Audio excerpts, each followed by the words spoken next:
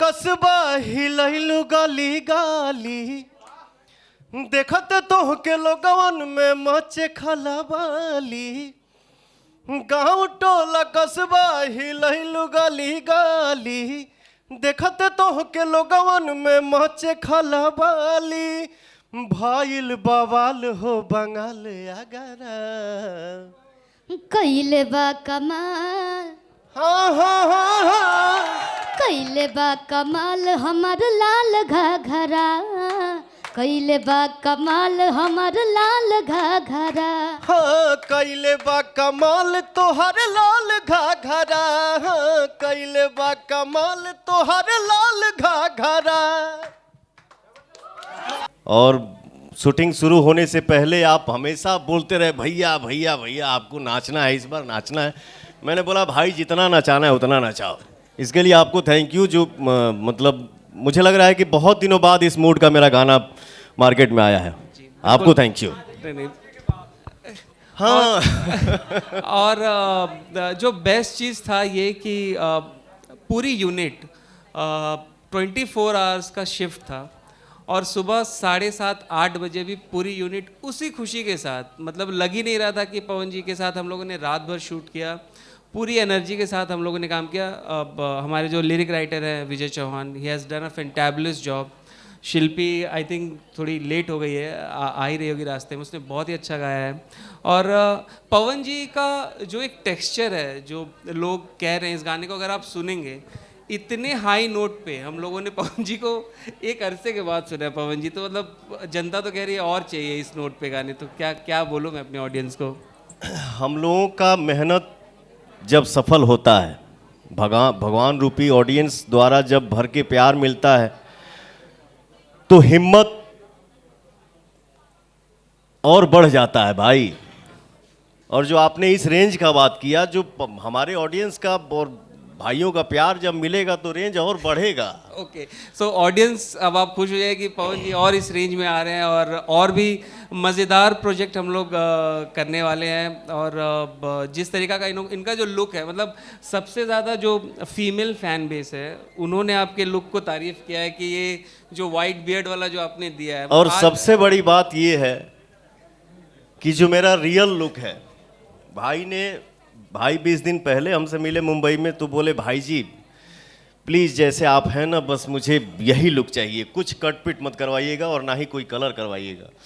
तो पहली बार आपने सारेगामा हम भोजपुरी से ना पवन सिंह का नेचुरल लुक दिखाया है उसके लिए भी आपको थैंक यू। नहीं, मतलब प्रोड्यूसर्स जो होते हैं वो जनरली जैसे अमित सिंह हैं, उन्होंने ज़बरदस्त हेल्प किया है हम लोगों को कि जिस तरीके से ये अमित जी हैं, बैठो बाबू। अमित जी हैं हमारे, तो बहुत ही मदद किया है। लोग प्रोड्यूसर्स जनरली मैनेजर साहब से ये पूछते हैं कि भैया का डेट्स का क्या हुआ, पर मैं पूछता था कि भैया ने कुछ करवा तो नहीं है लुक को, वैसे ही है ना लुक, तो मेरा कंसर्न ही अलग था। तो लेकिन ज़बरदस्त था। तो अमित भाई कैसा लग रहा है आपको ये प्रोडक्ट जब निकल के आया? तो बहुत ही मज़ा आ रहा है। आज इतनी कम टाइम में हम लोग का नंबर 1 ट्रेंड कर रहा है गाना, और ऑडियंस को भी बहुत इंतज़ार था कि पवन भैया का गाना नहीं आ रहा है, गाना नहीं आ रहा है, भाई जल्दी लाओ जल्दी लाओ।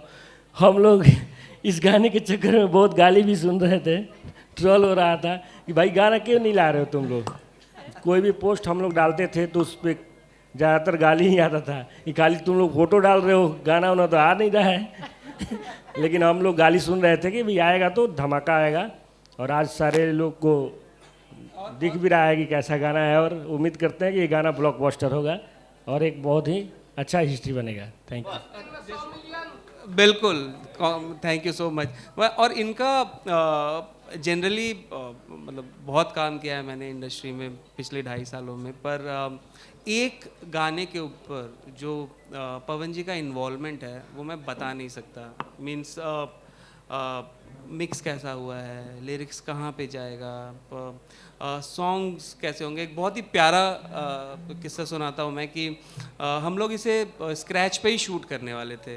तो पता नहीं मैंने बोला कि भाई जी अगर रफ भी गा देते तो मेरे को शूट करने में मज़ा आता है। सुबह 4 बजे इन्होंने एक नॉर्मल सा डब किया गाने को, लेकिन वो नॉर्मली इन्होंने डब किया, लेकिन उस पार्ट को मुझे रखना पड़ा कि इतना ज़बरदस्त नोट वो लगा था सुबह 4 बजे। तो पवन जी जब पूरी दुनिया सो के थक जाती है तो 4 बजे इतना हाई नोट कैसे आता है, ज़रा बताइए हमारी ऑडियंस को।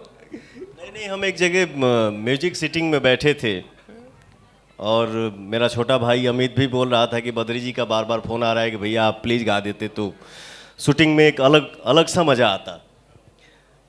तो मजाक में ही मैंने बोला कि भैया हम लोग सिटिंग तो अपना कर लिए, जो मेरा 2-3 दिन में शूटिंग होने वाला है ये भी गाना ज़रा रफली ही ऐसे गवा दीजिए। तो एक जब काम आदमी करता है दिल को अच्छा लगता है और जोश आता है तो किसी भी रेंज पे आदमी पहुंच जाता है।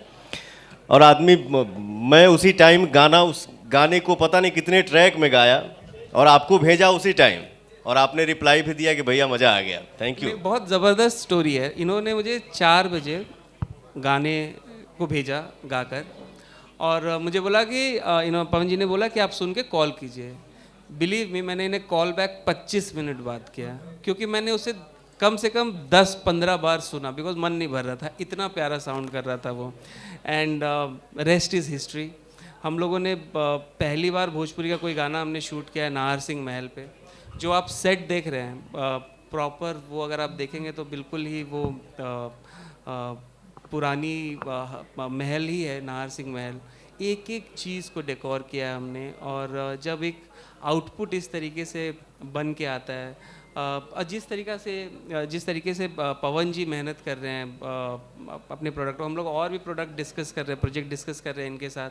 तो हम लोग अब इतनी बड़ी ऑडियंस है हमारी, इतनी बड़ी ऑडियंस है कि हमें उन लोगों को वो देना पड़ेगा जो वो डिज़र्व करते हैं। और आई थिंक ये जो नंबर 1 हम लोग आज ट्रेंड कर रहे हैं, भाई जी, कहीं से आपको लगता नहीं कि ये आगाज़ आपने कर दिया है कि अब ऑडियंस चेंज चाहती है, कम पसंद नहीं है अब?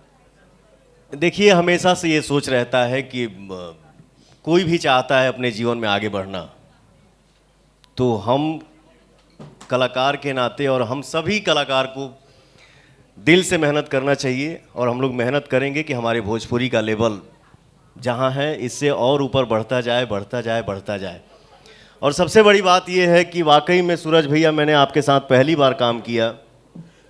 एक तो लगा ही नहीं कि आपसे पहली बार मिला हूँ, हम लोग इतना मिलजुल के हंस खेल के काम किए।